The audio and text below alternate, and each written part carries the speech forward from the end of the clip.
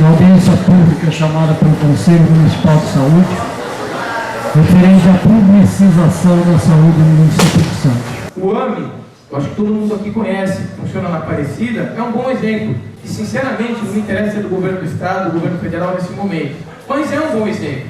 Nós temos outros ótimos exemplos do governo federal. Não temos aqui do governo federal na nossa cidade ainda. Mas, com certeza, teremos no futuro próximo. Então, veja. E o pai? Eu falo olha, o pai vai me dizer duas horas. Você não é? Eu falo de 2 horas. Eu quero ver de cabelo de olho, pessoal. Esse teu papo de querer crescer na parceria, jogo aberto e tal, não cola mais, já deu pra perceber. O Fábio Ferraz insulta a inteligência dos conselheiros. Ele fala para os conselheiros que os conselheiros serão considerados, serão participantes de todas as decisões. Por acaso, a lei que foi enviada para a Câmara passou pelos conselheiros? Ele diz que os conselheiros avaliarão os contratos. O problema não é avaliar contrato. O problema é avaliar o cumprimento do contrato. E o Brasil está cheio de OS que está fazendo todo tipo de bandalheira com os contratos realizados com gestores públicos. Gestão compartilhada. O município entra com a grana e a OS com a carteira para colocá-la. Se eu fui chamado, né, o Ministério Público foi chamado, eu acho que é para dar uma pincelada de conotações jurídicas ou de algum posicionamento jurídico sobre a situação. Não sem nenhum conteúdo partidário ou político-partidário, até porque eu não posso exercer nenhuma opção política, sou membro do Ministério Público, uma legislação, então me sinto super à vontade para falar qualquer coisa aqui, tá? Sem politização nenhuma. A Constituição tem um princípio, que é o princípio do concurso público. Quem vai exercer uma atividade pública, segundo a Constituição, então, só tecnicamente, deve se submeter ao crivo do concurso público, para que não beneficie nenhum eventual apadrinhado, para que seja aquela coisa, como fala a Constituição, impessoal. Então, o concurso ele impessoaliza a lei de licitações. O artigo 6º ela dá o conceito de serviço que pode ser terceirizado, né? E ele utiliza assim, um serviço obter determinada utilidade de interesse para a administração. Então, a administração quer terceirizar um serviço, uma construção do rodoanel, ela pode terceirizar.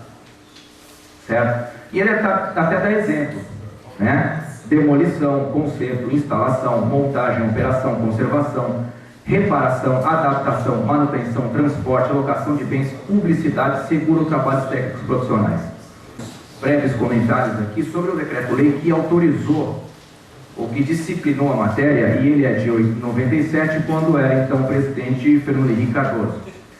Ele diz o seguinte, que só se pode ter a execução indireta, terceirização, atividades materiais acessórias, instrumentais ou complementares aos assuntos que constituem área de competência legal do órgão ou entidade.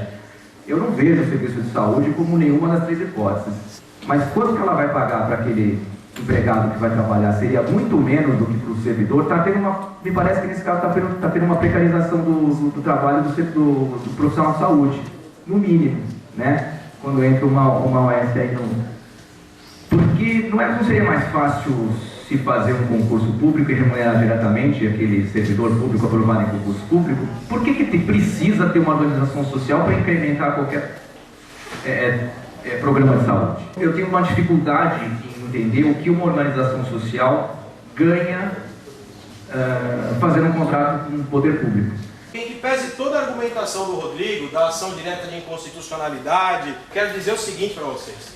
Não dá para contar nem com o STF e nem com o Estado Democrático de Direito. O que vai garantir que as organizações sociais não sejam implantadas nesse município é a nossa organização e principalmente, aí eu falo com todos os conselheiros municipais de saúde, com o posicionamento desses caras, dos conselheiros municipais de saúde. Essa ideia da terceirização o senhor bem sabe, precariza as condições de trabalho, né? E a gente sabe que é uma grande forma de roubar dinheiro público. Aí você terceiriza também o salário dos servidores. Isso entra no bolo do contrato. E aí você consegue fazer o famoso caixa 2.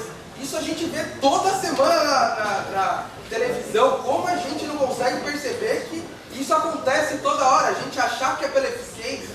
A gente sabe que esses serviços são sucateados por conta disso. Não dá para roubar, então para que o político vai investir num serviço que não dá para roubar? Então é disso que se trata, passar uma lei no afogadilho, no apagar das luzes do ano, e agora estão tentando passar a discussão de implementação dessas malditas OS que estão causando prejuízos, rombos e desvio de dinheiro público no Brasil todo, como se fosse uma coisa boa para a população e para os servidores.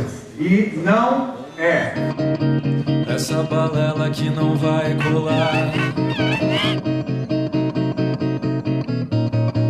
Não tá tão fácil assim pra convencer. Esse teu papo de querer crescer. Na parceria, jogo aberto e tal.